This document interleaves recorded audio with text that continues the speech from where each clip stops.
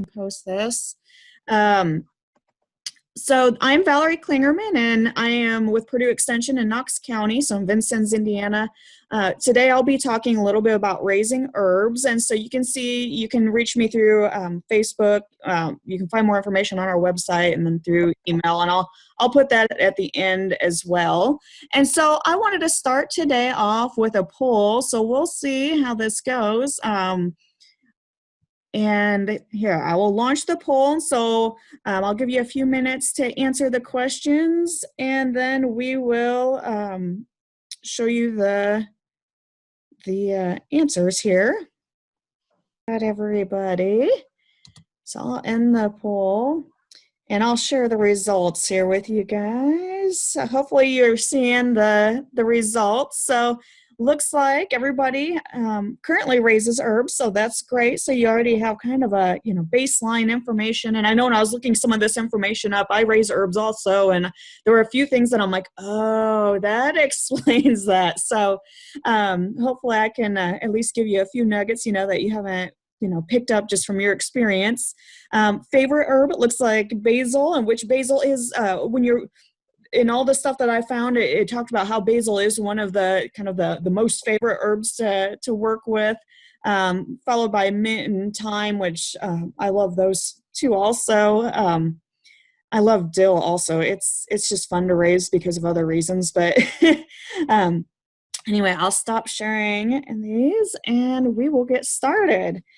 All righty, so let's see. Now, there we go. There's a little bit of a delay there. All righty. So again, we always kind of start with some definitions. What are herbs? So they're obviously plants. They have leaves, flowers, seeds, sometimes even roots that people use to flavor fragrance. Some people, claim some medicinal properties and use them for medicinal stuff. We're not going to talk about that today. We're just going to talk about culinary today. Also, herbs are just great because they're so unique. They just add a lot of character, I think, to, landscape beds between scents and the different, leaf shapes, colors, things like that. They just add a lot of interest and visual appeal to a flower bed or to a garden. So there's a lot of great things about herbs, but again, generally they're plants that you're using them as kind of a flavoring in teas or soups or whatever it might be. So again, growing your own herbs are great because you can harvest at the peak of that flavor, which oftentimes that's the most confusing part about raising herbs, right, is knowing exactly when to harvest those herbs. You can also, manage that pesticide use, and again, herbs really don't need pesticides used on them, so that's the great thing about them is they don't really take a whole lot. They're usually pretty easy to raise. And then you can also get some really unusual varieties that you can't find at the store. So I know that I've been participating with a bunch of the gardening groups in Knox County here, and they always have little plant swaps and things like that. And I have gotten some phenomenal herbs from those groups, including some hot oregano and holy basil. And just, again, there's just so many that I've gotten from those groups, and they've been amazing to try. And I would never have been, really tried those if I hadn't, been involved with those groups or learned about them. And then, of course, because you don't see those at the store necessarily. So again, it was just really neat to be able to try those new things. And again, you can find those unusual varieties looking at different seed catalogs and things like that. So again, and you can order them through there. So for the most part, all the herbs need full sun and well-drained soils. There's a few that can tolerate partial sun, but for the most part, well-drained and full sun. So what happens if you have a poorly drained soil or rocky soil like what I have to deal with? Or do you live, near trees? You can always do raised bed gardening. And again, that really does help with that drainage. There are some herbs that are just really, really sensitive to poorly drained soils, and lavender being one of them, because I've got experience with killing a lot of lavender. So anyway, so again, it's just, again, remember, good drainage. So some of them also do better, in containers versus maybe in the ground. Again, depending on if you have real heavy soils or if you have, sandier soils. All righty. So I already talked about that. Generally, they prefer full sun. They again require good drainage. Um, they are well adapted to dry, sunny conditions, but a lot of times you have to water them a lot, or when you're getting them established, you have to water them frequently. But then once they're established, then you don't have to worry about watering as much because they can tolerate some dryness. They don't need fertilizer, so that's great. And again, as I mentioned before, they don't really have any pests, too many pests. Parsley and dill, I can think of. Some of our swallowtail butterfly larvae like to feed on those too. And so they can really strip some leaves and do some damage. But again, it's for swallowtail butterflies. So I've gotten to the point where I just plant enough in my garden that in hopes that I'll get to harvest some, and then I let them have some too. So I share my parsley and dill with the caterpillars because I always enjoy the butterflies that come later in the season. So again, those are the two that I can think of that have the most insect damage. They're also, for the most part, pretty easy to grow in containers. And a lot of times with some of these, I'll talk a little bit about their growth cycles. We have a lot of them, they're listed as perennials, but they just don't survive our winters that well here. Some of them will if we have a mild winter. But again, if you put them in a container and bring them inside and give them just a little bit of a shelter, usually you can get them to overwinter fairly well. So that's really neat, really nice. And again, best way to do that is just planting them in containers and then bringing them in. The main problem with containers is that you might need to add some fertilizer to those containers, and then you'll probably have to water them more often. So because they do dry out a lot faster. So here are just some popular culinary herbs, and at the top of the list you can see is basil. And then, like I said, dill, cilantro, parsley, rosemary, lavender, mint, oregano, sage, and thyme. And we'll discuss all these a little bit today. And then there's also chives, which I am surprised chives wasn't on this, and I didn't have a chance to add that in, but chives are in here too. So let's go ahead and get started with basil. So it is an annual and it is really sensitive. So I hope nobody had basil planted out in their gardens before it got cold, because it does not take much cold and those leaves will turn black and die. They really, really don't like any signs of cold weather. You can start them from seed indoors. You need to allot about 6 weeks before the last frost. That way you can kind of get them hardened off to get them used to outside conditions, which takes a couple weeks. And get them out. So at this point, we're a little, well, theoretically, we're a little late with our weather we've been having. It's who knows. Again, can also do cuttings while those seeds are germinating. Though you need a pretty consistent temperature, 70 degrees Fahrenheit. Also need to have pretty high humidity and again, this is why I struggle with seed starting. But if you have a greenhouse or a porch or something like that you can control some of this better on, that's awesome. So kudos. But I do know a lot of folks do start basil from seeds. Again, you can plant outdoors after that danger of frost is passed, because they are really sensitive to that cold weather. There's lots of different varieties of basil, but the purple ones tend to have more severe transplant shock. So when you go out into the garden and you plant them, it's always a good idea to try and target cloudy days. And that can help, especially these purple ones, not have that transplant shock as bad. Now I know, again, a lot of times you kind of run into it like, today's my day to plant and it's sunny and I can't do anything. But so, you got to do what you got to do. But again, those ones can be real sensitive. The one thing about basil too is, and which is similar with all the herbs, is that when they start flowering, the leaves can get kind of an off flavor, get bitter, especially basil gets bitter. Basil gets bitter. Anyway, so what you can do is you can just pinch those flowers. And again, I forgot where I was going, but you can pinch the flowers, keep them kind of vegetatively growing, and then harvest those younger leaves, and those should be the best flavor. All right. All right, dill. Dill is super easy to grow. If you've ever raised dill before, you know that basically you sprinkle seed out in the garden and it grows everywhere. It has a tendency to reseed itself, so it is an annual, but a lot of times people, again, might think it might be a perennial because it comes back year after year. Well, it's just because it likes to reseed itself. It's a prolific seed producer, so it will produce a lot of seed and reseed itself, and which is fine. Again, there's some of the butterfly larvae that really like dill too. So again, if you start seeing those, again, I try to save some for them and some for me. So I try to share, but on dill, oftentimes you harvest both leaves. You can harvest the flowers or the seed. So again, if you're wanting to harvest those leaves, it's best to harvest those prior to the flowers, because again, that the flavor might get a little off after it starts flowering. And it's best to harvest those in the early morning or late evening. And honestly, this is true for a lot of the, really all of them, just because of, between stress and things like that. It's usually better to harvest those times of day when it's cooling off a little bit.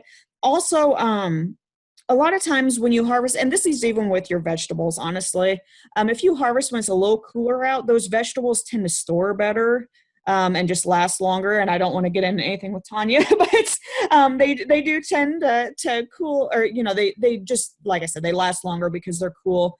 If you harvest in the heat of the day, they just tend to kind of turn to mush or get kind of gross faster. So it is kind of interesting because I've again been trapped in this scenario where the only time I had to harvest was, of course, the heat of the day, and it is definitely noticeable, the difference in store time if you have to harvest that time of day. If you do harvest the seed, and this goes with pretty much any seed, if you want to harvest seed, put it in a paper bag. Again, the paper bag is critical because if you put it in plastic, it can rot and get, gross. Whereas the paper bag will help wick any moisture away. And again, with the seed, just keep it in a cool, dry area while it's drying. All right, so cilantro. So cilantro, I know, can be a struggle. I know I've talked to a lot of gardeners down here, and then as I was reading, I'm like, oh, this is common.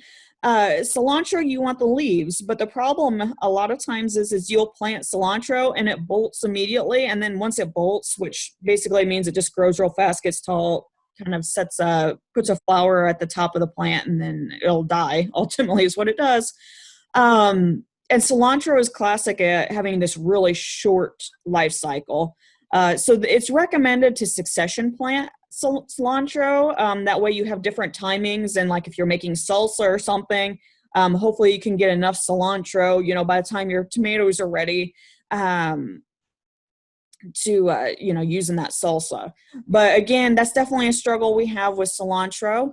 And so a lot of people, you hear people talk about cilantro, coriander, things like that. So cilantro is the leaf portion of this plant, whereas the coriander is the seed. So it's kind of an interesting herb that there's, they use two different terms for it just to make everybody confused, right? But again, you can harvest leaves or seed depending on what you're making. It can also be grown by seed and just direct sown out into the garden. So, and that's what I did a couple years ago. But basically what happened to me is it came out of the ground and was bolting immediately. So I didn't get to use any of it, unfortunately. It does say it's, a perennial. No, it's not a perennial. I'm sorry. It's an annual. I apparently forgot to delete that out. Anyway, and you do normally want to harvest those leaves though when the plants are about 6 inches tall, because it's a really tiny little plant, and that's about how tall it is when it starts doing that bolting and setting seed. If you're wanting to harvest that seed, you want to harvest it when that seed head turns brown. And then again, you just put it in the paper bag, the paper bag, and, store in a cool, dark location. All right. Looking at chives, they're usually grown by divisions or plant starts. There are options to start them by seed, which kind of surprised me. But this is definitely going to take a lot of time. Uh, it says 6 to 8 weeks prior to frost. It is really slow to germinate, so it could take a lot of time to get these plants going. So again, I mean, if you want to give it a try, that's cool. Usually I'm not very successful at seed starting, so I always admire everybody that is good at that, because I'm always looking for ideas and suggestions. So if anybody on the call today has ideas, feel free to write things down or email me or something, because I'm always open for them. Again, they like full sun. They are perennial. They have round, hollow leaves, and you can harvest leaves or flowers. You want to cut the leaves about an inch above the soil surface when you harvest the leaves. Chives can take over if it seeds out, and I know that I've heard people talk about this. It does take over once established, and so it'll kind of go everywhere. So either put it in a spot that you don't mind having it everywhere, or hopefully you have a lot of friends that maybe you can share plants with. But it takes about 4 to 5 years before it needs, an actual division of the plant to help it out. So another interesting thing about this is it's normal for the leaves to die back in the summer, because again, it likes this cool weather that we're having. And it may return, the leaves may return in fall, but they prefer the cool weather. Also, again, garlic chive is a little different. It has flat leaves and white flowers and can be kind of invasive. So there is a difference between some of these chives. So it is really important to look at these scientific names up here, like I'm not going to try to pronounce it. It's allium. But again, when you go to the store, it is important, because we do have a lot of natives of things and invasives, and so that's where that scientific name will kind of divide out which one's which. So good to know on all levels there. Oregano is, I think, actually one of my favorites. It can be grown from seed or cutting. Cuttings are best. If you seed it indoors, it does not like to have the seed covered. So this is kind of an interesting fact, but because it needs light to germinate. So kind of, again, an interesting thing. So you don't want those seeds to be covered because they need the light. Again, it can take some time to get those things going. So, and that's kind of the way it is with quite a few of the herbs, except for dill. Dill is very easy to just spread seed out and let it go. But a lot of the other ones, it is hard to start from seed. And again, so just as a warning, I guess, oregano can be a perennial up to zone 5. So we're zone 6 here. And then Northern Indiana is a zone 5. So I don't know. It's never overwintered here for me. But that doesn't mean, if you covered it and stuff like that, it might overwinter.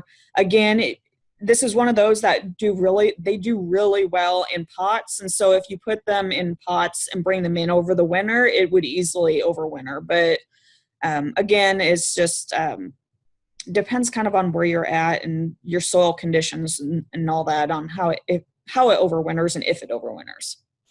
Again, you want to harvest these leaves prior to flowering. If it starts flowering, you can pick up those flowering structures to kind of keep it vegetative. Because again, it'll cause the leaves to kind of taste off.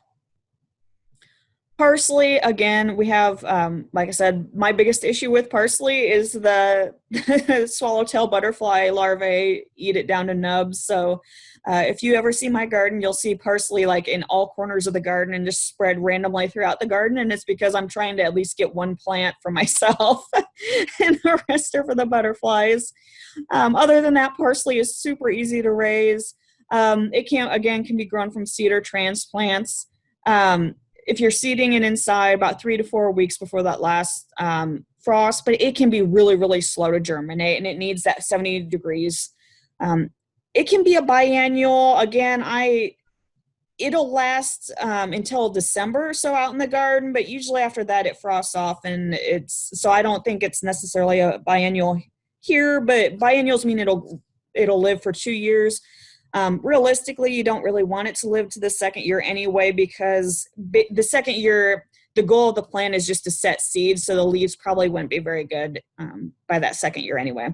So again, you want to harvest the leaves from these, and basically, I know one of the biggest questions I always get is, when can I start harvesting? And usually my rule of thumb is after I plant my plant and I'm watering it, and once it starts growing and you're like, oh man, it's growing and it seems to be happy where you planted it, that point you can probably start harvesting those leaves, because it's established enough to where it's putting on new growth and can handle having some light harvest. Now I would probably lightly harvest initially, and then as it gets bigger and bigger, like I said, once parsley gets established, it goes pretty fast, so you can harvest more aggressively later on. There are some selected parsley plants that you can also harvest the roots. So that's kind of interesting. I've never raised that before, so would love to hear from the audience if any of you guys have tried that. Rosemary, again, it says it's a perennial for a zone 8 and above though, so we're outside of that. But I've heard some folks around here that said that if we get a mild enough winter that it will overwinter here. Again, I've never had it overwinter. I've even tried covering it before and I haven't been able to get it to overwinter, but again, might be just my location. Again, can be grown from seed or stem cuttings, but stem cuttings is best because it's just a really slow to germinate. Also, if you do seed, it might take years before you can harvest it. So I guess if you're just wanting to play with it and see if you can get it going and get it going, that's great, but you might need to buy some of those stem cuttings to get you by until that's big enough to harvest. Again, like I said, since it is a perennial, it does well in pots and containers, so again, if you bring it in, it should overwinter. Again, you harvest the leaves, and you can basically clip those leaves or the stems and dry them down, and then and Tanya will go into more of that, but and then the leaves you can will come off of the branches. Also, as one of the other uses of this, I saw one of them said that rosemary, as it gets bigger, it gets kind of woody stems, and those woody stems you can use for kebabs, so that would add a really cool flavor, I think, to a kebab. So I'm like, I want to try that sometime, so hopefully I'll be able to get big enough rosemary this year to try that out.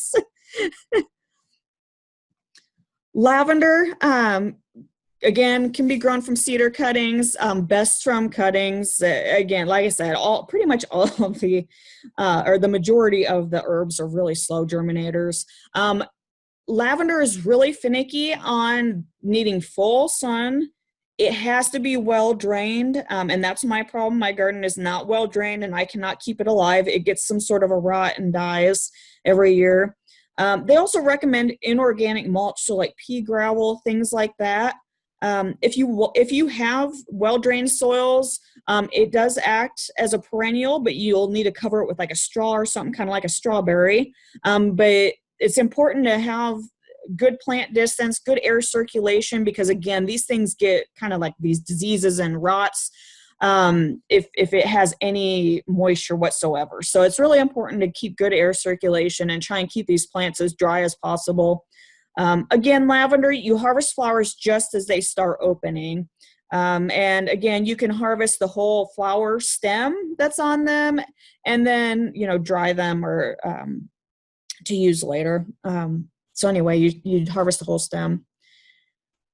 All right, so mints, there's a lot of different mints, a lot of cool flavors. I have apple and orange mint this year, and I'm really excited about them because they really do smell like apples and oranges. So super excited to see where those go. The one's not looking real healthy, but I'm hoping it'll snap out of it. But so anyway, there's just there's chocolate mints and just tons and tons of different mints. Mints can be a little aggressive, and so a lot of times they talk about, put these in containers to contain them because they do spread with stolons and runners and stuff underground. So they can really invade an area if you let them, because they are perennial. Again, they are very prolific once you get them established. So again, containers might be best for them unless you have an area, designated for them, to where they won't be competing with other plants that you have. Again, harvesting those leaves, primarily you want that new growth again, which is at the tip of the plant. So, this right here. And so again, this is going to be newer leaves up here, older leaves down here. And so those newer leaves will have the stronger minty flavor. All right, sage. So sage is a perennial. My sage actually did overwinter. So I was really excited about that. It's the first time I've ever got it to overwinter. So I was super excited when I saw it greening up.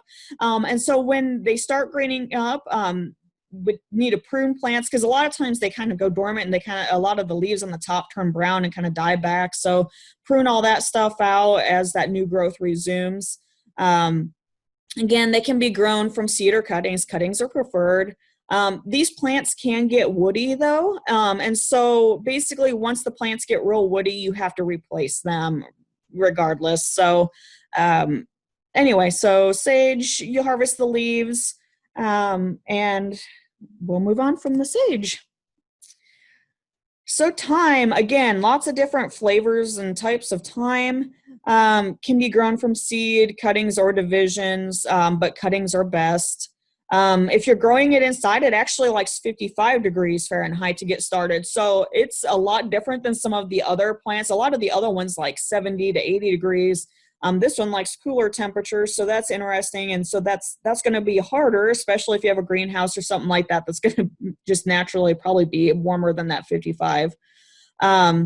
The other issue with starting them with seed, again, the first year plants won't flower. They just probably won't be producing much. So again, depending on what you're wanting there, might not get if you try them from seed. Again, thyme can be a perennial up to a zone 4. So again, I haven't had it over winter, but it could. And again, it's important to harvest the leaves before flowering, because again, those leaves do get kind of bitter when you harvest. And so this is a variegated lemon thyme. And actually, I had some lemon thyme last year, and I don't know if you guys have tried that before, but it is definitely very lemony flavored. So, but there's lots of other different types of thyme out there. So. Alrighty, so here's a great resource that I found. It's the University of Illinois, and it's their herb directory. And so they have a bunch of other herbs in there as well. So not just the common ones that we kind of went over today, but it has, again, lots of other ones, a lot of information in there. So if you want more information, that's definitely a great resource that I found that helped me while I was working on this. And so with that, there's my information again, and I will turn it over to Tanya. And if you guys have some questions in the meantime, I will do my best to answer them here. Let me see, chat. Oh, cool. Thanks, Tanya. What lived through the winter with no cover? My rosemary. Oh, did it? Okay. And I couldn't believe, because I started it from seed last year, and it never got bigger than probably a baseball. And I couldn't believe, like, it stayed green all winter. It got a little damage on the very tip, and then I was like, really? I can't believe that. I just abandoned it out in the driveway in a container, and there you go. That's awesome. I was pretty excited about that. Of course, my chives live. You can't kill those things, right? Yeah, and I question part of the issue with me is that our soil's not well drained, and I think some of those really need better drained soils. I'm guessing that's what my issue is with a lot of them. So I put that link you just shared for Trisha and Terry's iPad. I'm sorry, I forget your name. I dropped that link in the chat box if you want to be able to grab that. Valerie, does that include kind of a hey, if your soil is sandy, here are some things you should try growing. Like, is it categorized in that way? Do you remember? I don't think it just says well-drained soils on all of them, and that would kind of lump it into the sandy soils. So that's everything. Yeah. A lot of them, it says that they like drought, or, that they're pretty drought tolerant. So, and again, that's, I think, the majority of the herbs. So that's nice feature of them. Again, a lot of times it'll also say like you need to get it established and water it and kind of baby it to get it established. But once it's established, it's kind of hands off. And it's the great thing about herbs. You don't have to do a whole lot with them. Mm-hmm. All right. Did either of you have any more questions for Valerie? Thoughts, comments? Very interesting. Thank you. You're welcome. Would you see? Is that what I want you to see? It looks like it. Okay, perfect. So I want to give a shout out, first of all, to the University of Georgia, who is the home for the USDA Center for Home Food Preservation. And so nearly all, if not all, of what I'm going to share today came from them. And that will be a resource I'll share with you at the end of the slide, or at the end of the slideshow, so you can grab that link. So you can preserve lots of different things by drying, right? But today we're just going to talk specifically about herbs, and I will have some resources to share with you if you're interested in learning about drying other foods as well. And so I don't think that I do any specific like references to name brand products, but if I do, or if you recognize any pictures, I have to give our little disclaimer that we're not excluding or promoting any specific product or brand. So a long time ago, food dehydration was born. So this is one of the oldest methods for preserving food that goes back almost countless centuries. Originally, it was based on the sun and wind being used as natural dryers, or having fire used to create that heat. And then eventually we had the advent of electricity. Praise heavens that I was born in that generation, right? And then in 1980, we have the cylindrical kind of commercial dehydrator was born that we're all familiar with. And I guess I should have asked you guys, like, do you currently dry foods or dry your herbs? And if so, what method do you use? I have tried a commercial dehydrator, but I bought it at a yard sale, but I have bought a new one this year that I'm going to try, and hopefully it'll do a little bit better job. Okay. Okay, good. And I have not tried, but I want to, so this is perfect for me. Yeah, so herbs are one of the easiest things to dehydrate. There's fewer steps and fewer food safety things you have to think about, and so it's a good place to start. So one of the things I always urge folks when we talk about like why would you dry is because you have extra. Like, we're not necessarily going out and buying stuff just for the purpose of drying it. It's not necessarily for a couple of different reasons, not necessarily something that you would say it's peach season, I'm going to go out and buy X number of bushels and dry them. Like, I would probably can those, right? And there's various reasons for that. But for herbs, they're an excellent choice for drying. They stand up very well with a good shelf life. It's really simple. You have very little equipment that's required. And then, like I said, that long shelf life. And those comments about the reduced size and the requires little space, that's more when we're thinking about like drying our fruits and vegetables, right? Because we're really minimizing the size of them before we get them into storage with that dehydrating. So why would you not want to dry? It does take a lot of time. It takes a lot of attention. So we have to pay attention. We have to constantly be rotating it, or maybe not constantly, but at least periodically, depending on the type of dryer or dehydrator you're using. And you're already doing all the prep work for canning or freezing. And so if that's a more comfortable, more quick method that you may choose, you want to use. And not all foods are suitable for dehydrating, but like I said, herbs are, so that's kind of what we're gonna stick with talking about today.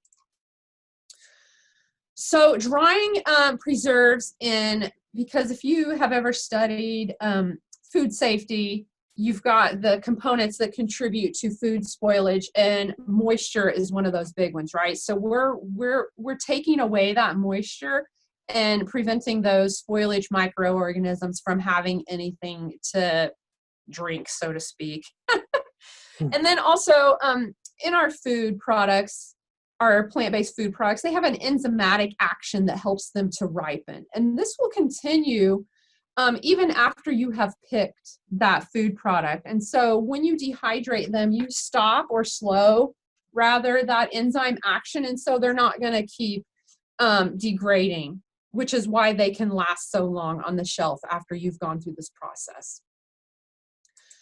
So a couple of different methods that we can use to dry or dehydrate, and a few things to think about with each of those methods. First of all, we have to be able to control our air circulation in order to keep that moisture wicking off of the food product we're dehydrating.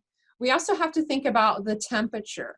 So I'm going to talk about a couple of different ways that we can dehydrate. So if you want to use your oven because you don't want to have to buy us another appliance, if your oven can't go down to a low enough temperature, then that's not going to be suitable, right? Because now you're roasting or actually cooking your food rather than dehydrating it. We also have to think about that temperature has to be right, the correct temperature for your food product, because if you dehydrate it too slow, those microorganisms have time to grow. And if you have the temperature too high, this doesn't necessarily apply to herbs, but I felt it worth noting to keep it in here that if we have that temperature too high, you're actually cooking the outer layer of that food and it can cause case hardening. And what happens is, so imagine, say, a blueberry or a food that's small enough that you wouldn't actually cut it. The outside of that hardens up, so the inside can never fully dehydrate, and you end up with this really juicy inside with a hardened case on the outside, really susceptible to mold. So that's not gonna keep very long at all. And so several different methods we can use for drying our foods. We can do just out in the sun, some sort of solar device, vine dried.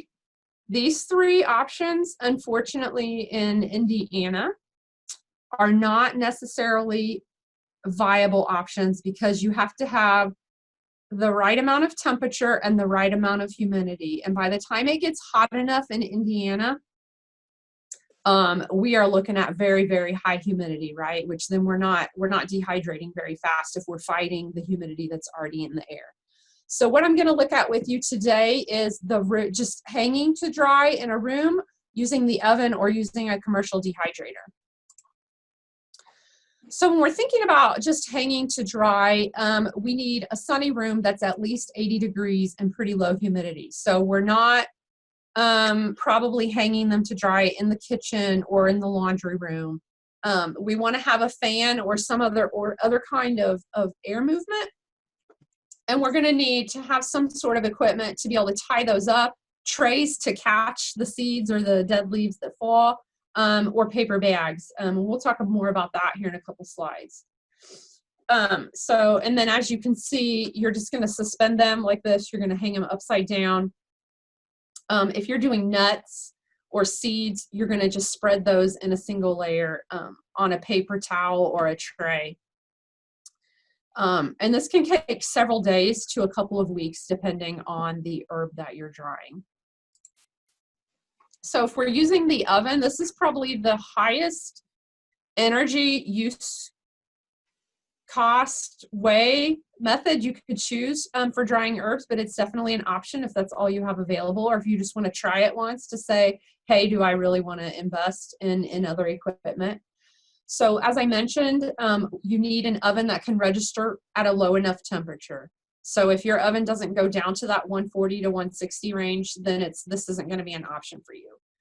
You also have to have a fan for air movement. So you're going to be propping that door open with a fan pointing into that oven, which hints. So not only are you using a lot of oven energy, you're also heating up your house because you're probably doing this at the end of the summer, right? Or throughout the summer when it's already pretty hot out, your air conditioning may already be on. So those are some things to consider there.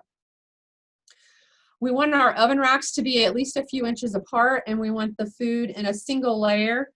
So if you're doing it in the oven, you're gonna pick the leaves off the stems and lay them in a single layer on cookie sheets. and rotate them occasionally to be really sure to watch for scorching. And this is especially true with herbs because they're so tender, and they're going to take much less time than, say, fruits. So, and feel free, guys, to interrupt me if you have any questions. So with the dehydrator, this picture, this cylindrical one, is one of the most popular styles that you'll find in the store. That has different trays and it runs on electricity. And the way it works, actually my next slide talks about features to look for. So this is really good because it's prepackaged, it's ready to go, it's self-contained. They're not terribly large, and you can buy add-ons. You can buy more trays to make this even taller. The only thing, caution there, is that the more trays you get, the longer it's going to take to dry, right? Because you have more food volume. And then you're also going to have to pay attention to rotating those trays more often because the heat source is most likely coming from the bottom up, being blown. And so those bottom trays are going to get more of that dehydrating airflow than the upper trays. So hence the rotation. So things to look for in a dehydrator, that it would have a double wall capacity for that insulation, that it would be metal or high grade plastic. I've not seen any that aren't, but it's not to say that there aren't some you would find, you know, like you said, in a yard sale or whatever. They are going to have an enclosed heating element.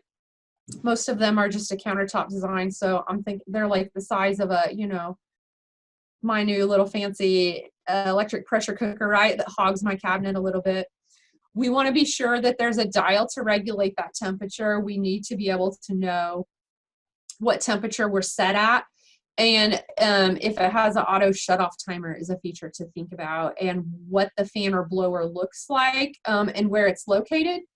And we really want those washable trays, and thinking about how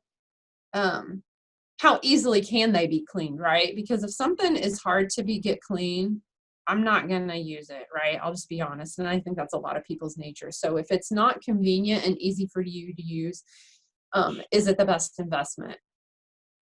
I can't imagine you would find anything in the stores that doesn't have this UL seal. That's the Underwriter Laboratory. So they evaluate and put their seal of approval on food grade equipment.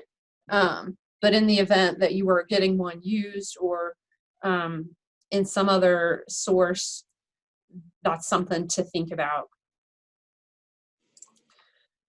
So there's two different designs. This one on the right is the one we were just looking at that has the trays you can add, and you can really almost get it as tall as you want. But again, you have to be careful that are those foods at the top really getting that airflow. These that are the, I'm going to call the oven style, tend to be a little more expensive, but they're a little bit higher grade. And the heating element and the airflow comes from the back and pushes forward. And so you don't have that same need to constantly rotate your trays because they're all getting that same airflow pushed over them.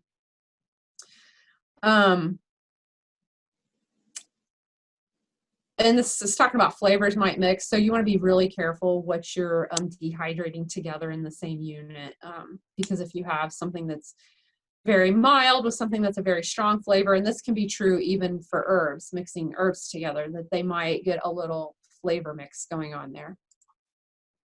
So do not bundle up your herbs and lay them on your dryer vent or on your heat vent. There's always those stories where people do stuff, right? So I hadn't heard of this one, but it was on the National Center's website. They talked about it a little bit. So clearly it's something they get questions about.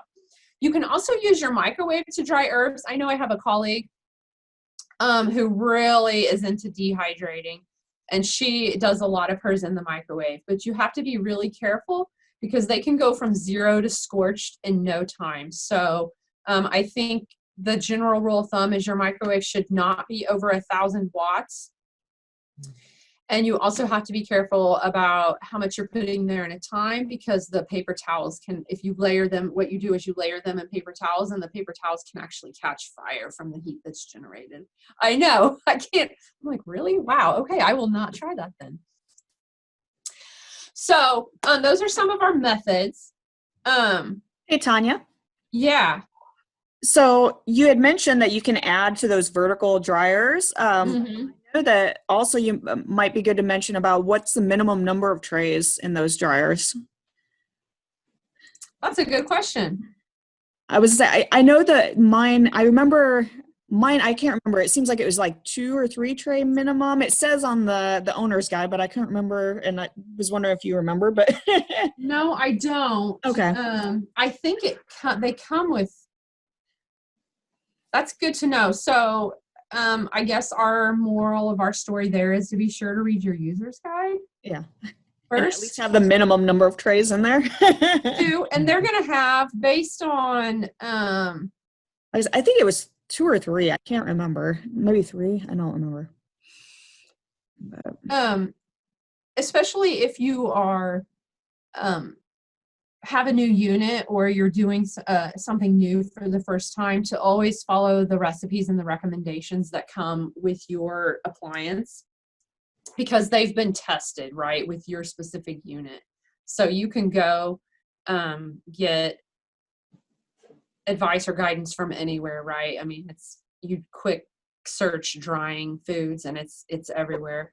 Although I don't feel, herbs aren't necessarily as big of a food safety risk as, say, doing fruits or vegetables, of course. But definitely, just so you're not disappointed having ruined your first harvest of rosemary or whatever, being sure to follow their recommendations as far as temperature settings, how frequently you should rotate your trays, and I lost my train of thought. So moving on, I'll come back to that. So as Valerie mentioned, we want to harvest those herbs before the flowers open, or else you're going to end up with some bitter herbs. So here's my chives that have already went to flower. I kept telling myself I needed to pluck the buds, and I didn't do it, and I didn't do it. So there they are. That's okay, because my son likes to go out and because he's seen me taste the herbs straight out of the pot before. So now he'll go out and he'll rip them and he'll like lick it and then throw it down. I'm like, quit wasting my plants. Anyway, but you can actually eat those flowers, and they will have a slight, like a real mild chivy flavor, if you will. So if that's something you want to try, I have never tried them before, but maybe I will now that I have them. So what we want to do when we harvest, when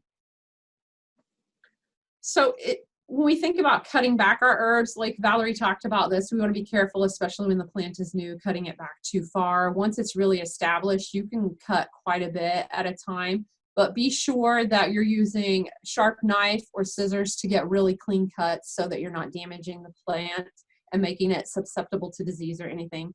And I think Valerie talked about this too, in that it's recommended to harvest early in the morning, after the dew has, it's warmed up enough that the dew has evaporated, but it's still not before the heat of the day hits. And the reason for this is that once the heat of the day hits, the oils that give the herbs their flavors kind of naturally disperse. And so you're getting that most concentrated flavor when you pick them kind of in that cool mid to late morning.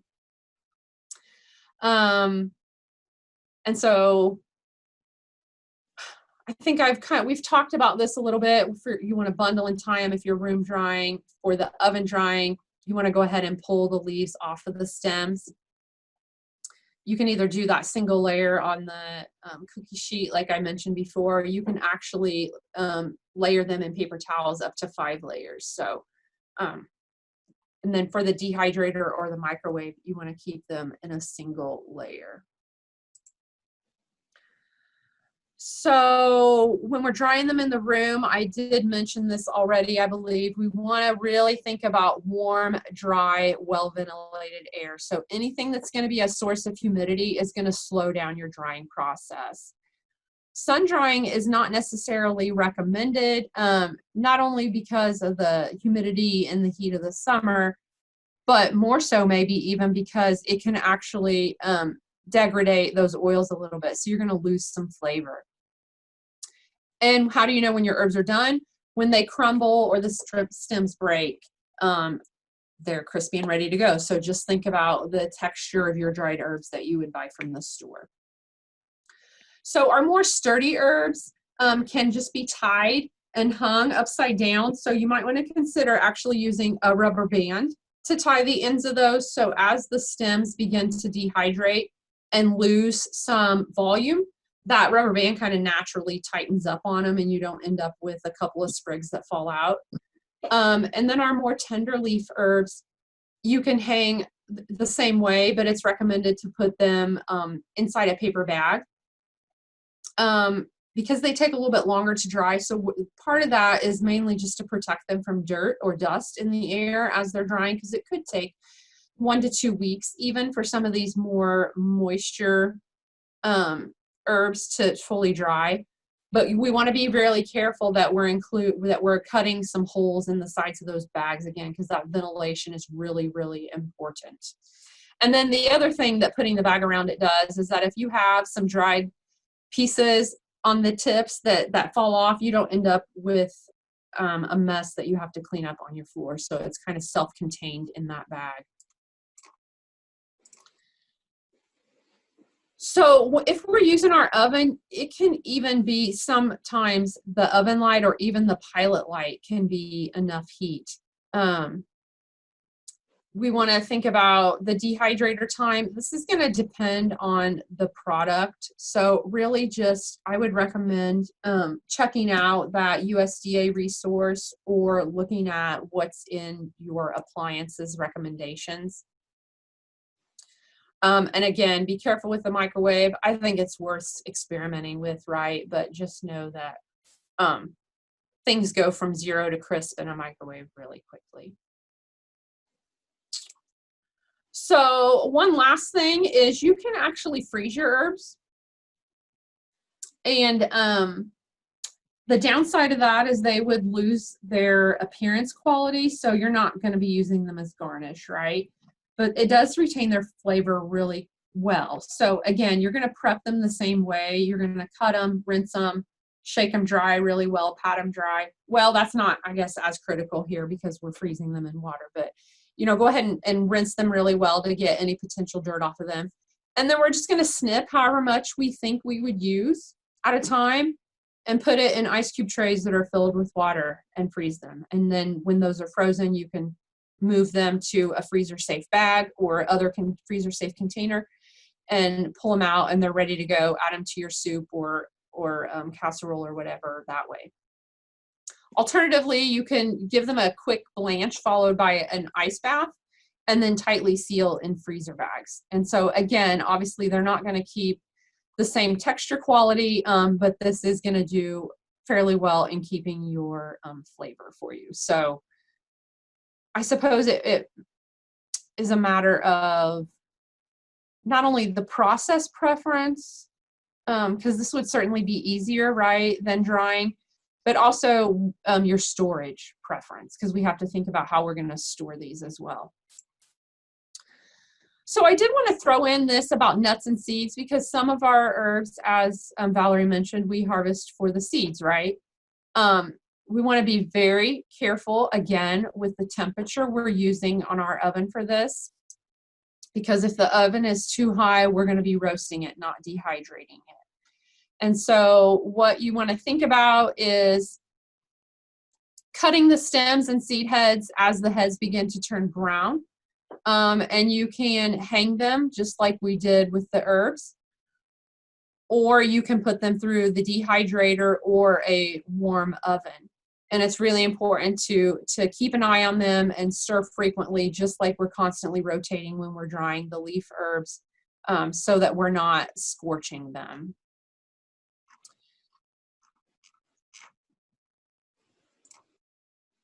So as I mentioned before, we want to be careful about mixing foods that have different smells because we don't want them to mix, but then also different drying times. So it's just going to be a lot harder for you to monitor if nothing else. Be careful that you're putting things in your dehydrator on a single layer with the pieces not touching. And the larger the load, the longer it's going to take to dry. And one disadvantage of drying, and you're not necessarily right, we're not eating herbs for their nutrient content. I'm not eating a cup of parsley at a time to make sure I'm getting some extra iron, right? This is more for our other foods that we might dehydrate. But there can be a significant amount of nutrient loss in this process, and so we need to keep that in mind. And lastly, for our storage, we want to think about cool, dry, and dark. So how many people have their spice shelf right next to their stove or sitting even on the counter right next to their stove, not even in a closed cabinet? It's convenient, right? But just keep in mind that that's going to lead to a shorter storage life because of them being exposed to that humidity. So we want it cool, dry, and dark. We want airtight containers. For best flavor retention, try to store the leaves whole and then crush just right before use. And as a conversion kind of metric, you can think that 1 tablespoon fresh is the flavor equivalent of 1 teaspoon dry or 1/4 teaspoon powdered. So a little goes a long way when we're talking about dried herbs. And so lastly, I would not be any good food educator if I didn't sneak in some food safety. So really cleanliness is key. Again, herbs aren't necessarily a high-risk food, but we want to be careful if we're doing anything with other perishable foods that they should only be in that temperature danger zone. So only out of the refrigerator for up to 2 hours. For best results, you want to preheat your dehydrator. And be sure to cool them down to room temperature before packaging. So if you were to package your dehydrated foods, and there's actually a whole conditioning process that you need to do with fruits and vegetables, in that you put them in a jar and you pay attention, you give them a shake every couple of days, and you pay attention if there's any condensation forming on that jar. Because if there is, that's an indicator that the food was not fully dehydrated and you need to get them back in the dehydrator. And so lastly, this is the, oops, nope, I can't copy and paste that for you, but when I unshare my screen here in a second, I will copy and paste both of these links into the chat box. So the first one is the University of Georgia that I mentioned, National Center for Home Food Preservation. And they work in tandem with the United States Department of Agriculture on doing all of the food preservation research. And you will find it housed on this website here. As well as we have our own publication series, and I've put the example of the drying herbs one. Most of them are a 2-page document. Some of them are as long as 4 pages, I think, and there's maybe 8 or 10 in the series. So if you go to our the Purdue Education Store and search for the keyword preserve, it will bring all of those up. And so with that, I am going to stop. I feel like I just power ran through that, and let you guys offer me any questions. I guess one of my questions would be, how long do you think that, I know that they say that spices over time lose their effectiveness. How long would you think it would be okay to keep stored herbs, dried herbs that you do at home? So sorry, I'm trying to do things. The general kind of consensus is a year for flavor and quality. Now, if you keep them longer than that, they're not, as long as they were dried properly, they're not going to present any sort of food safety risk. They're just not going to have the same level of flavor that they did. Okay, thanks. Yeah. And keep in mind that their exposure to that temperature or humidity can have an impact on that as well.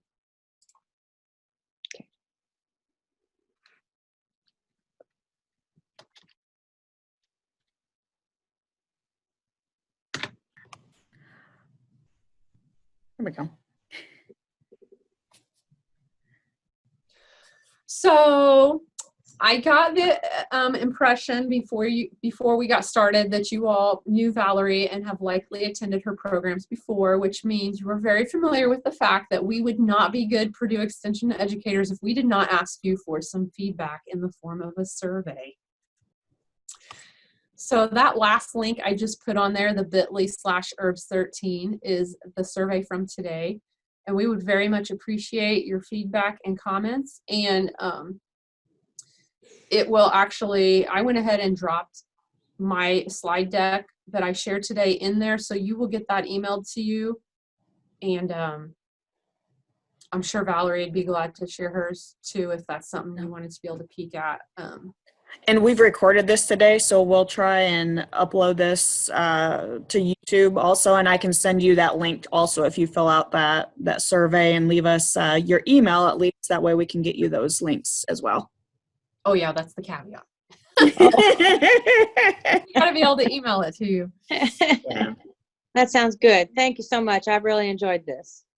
Good. Thank you for Awesome. coming. Yes, thank you. It was exactly what I was looking for. And I'm very much a newbie at this, and I now know what questions to ask when I'm looking at other herbs and how to go about it. So just even having a better understanding is very useful to me. Excellent. Well, if you guys have any questions later, and feel free to reach out to Tanya and I. Again, our contact information is on our website, so you can just look up Purdue Knox County, Purdue Extension-Knox County, or something like that, and our contact information is on there. Also, if you didn't grab it today.